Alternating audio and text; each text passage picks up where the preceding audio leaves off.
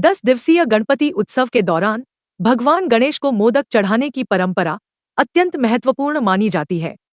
धार्मिक मान्यताओं के अनुसार गणेश जी को मोदक अत्यंत प्रिय होते हैं और इन्हें अर्पित करने से भक्तों की हर मनोकामना पूरी होती है। लेकिन क्या आप जानते हैं कि मोदक चढ़ाते समय कुछ खास वस्तुएं और रंग वर्जित होते हैं? ज्योतिषाचार्य के अनुसार अगर आप इन नियमों का पालन नहीं करते तो शुभ फल प्राप्त करने की बजाय विपरीत प्रभाव भी हो सकता है।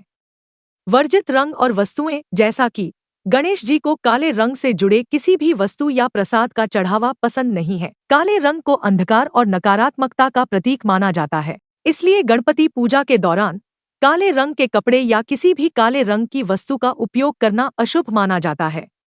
गणेश जी को मिठास प्रिय है, इसलिए कड़वे या तीखे पदार्थों का प्रयोग बिल्कुल नहीं करना चाहिए।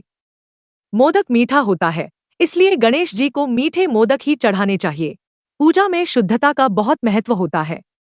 गणेश पूजा के दौरान लहसुन और प्याज का प्रयोग न करें, क्योंकि ये तामसिक गुणों वाले माने जाते हैं। गणेश जी को गुड़ और नारियल से बने मोदक अत्यधिक प्रिय माने जाते हैं। ये मोदक न सिर्फ स्वादिष्ट होते हैं, बल्कि धार्मिक दृष्टिकोण से भी अत्यधिक महत्व। तरह तरह के लड्डुओं के भोग लगाए जाते हैं, लेकिन विशेष तौर से सबसे प्रिय उनको जो वस्तु जो चीज है वो मोदक है। मोदक प्रिय, गणेश जी को मोदक बहुत अति प्रिय है। और मोदक जो अपन गणेश जी को अर्पण करते हैं, जो चढ़ाते हैं, तो उसमें एक विशेष बात का ये भी ध्यान रखना चाहिए कि उसका रंग कलर कैसे क्या होना चाहिए। उसके बाद गणेश जी को सबसे ज्यादा प्रिय मीठा ही रहता है। तो मीठे में यही है कि उनको कोई लहसुन प्याज की वगैरह का ये, क्योंकि ये सारी तामसिक चीजें आती है।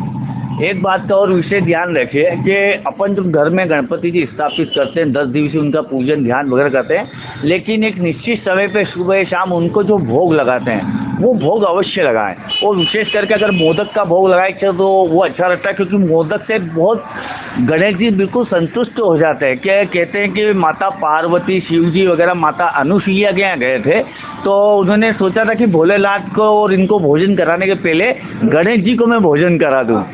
तो उन्होंने वही सोचा, तो गणेश जी को भोजन कराने लगे, खूब भोजन कराया, लेकिन गणेश जी तृप्त नहीं हुए।